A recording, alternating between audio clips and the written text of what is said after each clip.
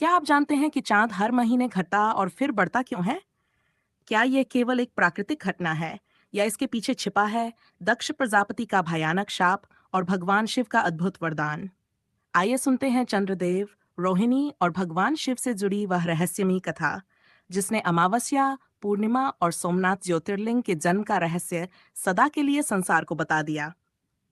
ऋषि अत्रि की आंखों से निकलने वाले दीप्तिमान तरल पदार्थ से उत्पन्न हुए चंद्रदेव ब्रह्मांड का रात्रि दीप बन गए थे। उनका विवाह दक्ष की 27 पुत्रियों के साथ हुआ। वे सभी नक्षत्र चंद्र के चारों ओर झिलमिलाते हुए निशा नभ को सुंदरता प्रदान करते थे, परंतु चंद्र की दृष्टि उन 27 में से केवल एक ही पर टिकी रहती थी। लालिमा युक्त रोहिणी के प्रति चंद्र का प्रेम इस सीमा तक बढ़ गया कि वे अपनी शेष पत्नियों की उपेक्षा करने लगे। जैसे जैसे उनके प्रति चंद्र का प्रेम कम हुआ, वैसे वैसे उनकी आभा फीकी पड़ने लगी। उनकी रोशनी अब अंधेरे को प्रकाशित और ब्रह्मांड को सुशोभित नहीं करती थी। वह सब नक्षत्र मिलकर अपने पति के प्रेम को फिर से जगाने की हर संभव कोशिश करने लगीं। उन्होंने मधुर छंद गाए और पसंद भोजन पकाया, उत्तम वस्त्र पहने और उन्हें उतारने के लिए चंद्र को आमंत्रित किया। चंद्र को रिझाने के लिए उन्होंने अविश्वसनीय आकृति वाले समूह रचे।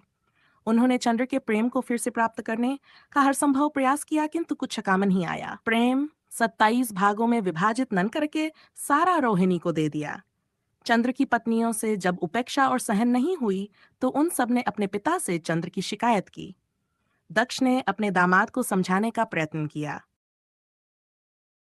किंतु चंद्र तो केवल रोहिणी पर मोहित थे। मैं अपना प्रकाश सभी को देता हूँ, किंतु मुझे यह तय करने का अधिकार है कि मैं अपना प्रेम किसे दूं। इस बात से क्रोधित होकर प्रजापति ने चंद्र को शाप दे दिया। तुम्हारी उपेक्षा ने मेरी पुत्रियों की आभा छीन ली है। तुम्हें चमकने का क्या अधिकार है? मैं तुम्हें शाप देता हूं कि तुम्हारा अपना प्रकाश और समस्त सौंदर्य चला जाएगा, जिस पर तुम्हें इतना अहंकार है। आंखों के अंधेपन की भांति तुम्हारा क्षेत्र कम होता जाएगा।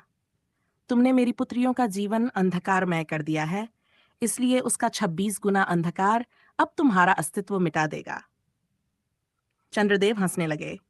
उन्हें विश्वास था कि कोई उनकी आभा कम नहीं कर सकता, परंतु अगले ही क्षण उन्होंने देखा कि रोहिणी भयभीत दृष्टि से उन्हें ताक रही थी। आपकी चमक, वह लुप्त हो रही है। शाप का प्रभाव अभी आरंभ ही हुआ था। चंद्र की राजसी चमक दिनों दिन कम होती गई। चांद की किरणें गायब हो रही थीं, मानो कोई उन्हें चूस रहा था। किसी ने चंद्र के दीप्ति ताप का बड़ा अंश लेकर उसे ठंडा और पीला करके छोड़ दिया था।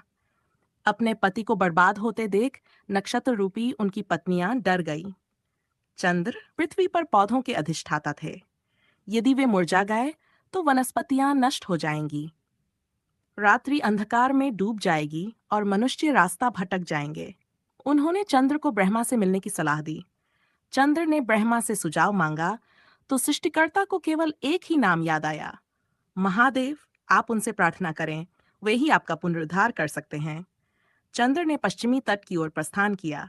वहां उन्होंने समुद्र के किनारे शिवलिंग का निर्माण किया और महामृत्युंजय मंत्र का जाप करने लगे। वे ऐसे निश्चल बैठे रहे मानो उन्हें भी किसी ने गाड़ा हो। लहरें आती और उनके शरीर से टकराती रहीं। खारा पानी त्वचा पर शूल की तरह चुभता रहा। समुद्र ने उन्हें खींचने की कोशिश की, किंतु चंद्र अपने स्थान पर डटे रहे। उनका मांस सड़ने लगा था, किंतु आत्मा नहीं। फिर एक दिन चंद्र ने आंखें खोलीं तो रेत पर किसी के पैरों के निशान दिखाई दिए।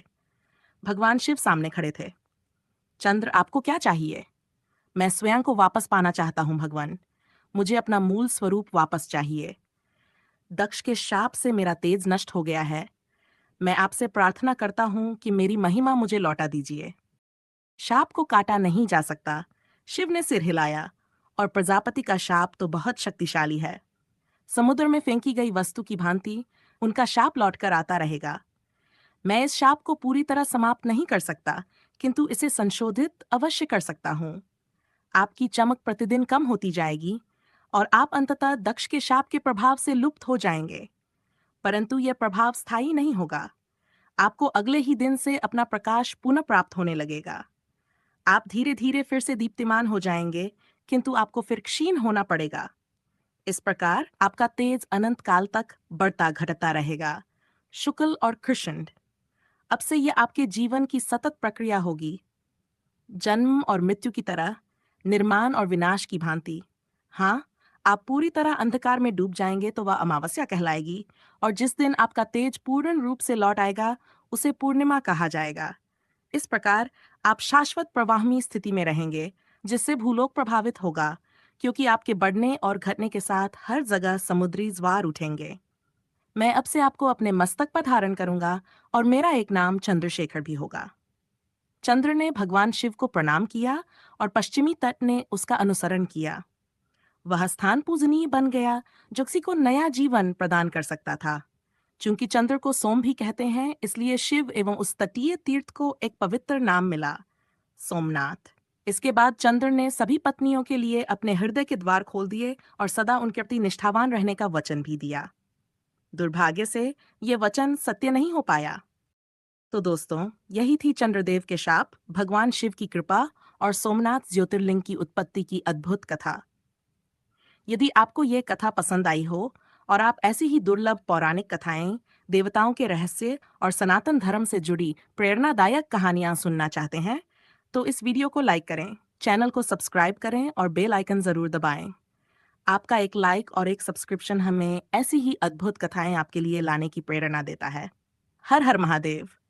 अगले वीडियो में फिर मिलेंगे एक और अद्भुत पौराणिक कथा के साथ।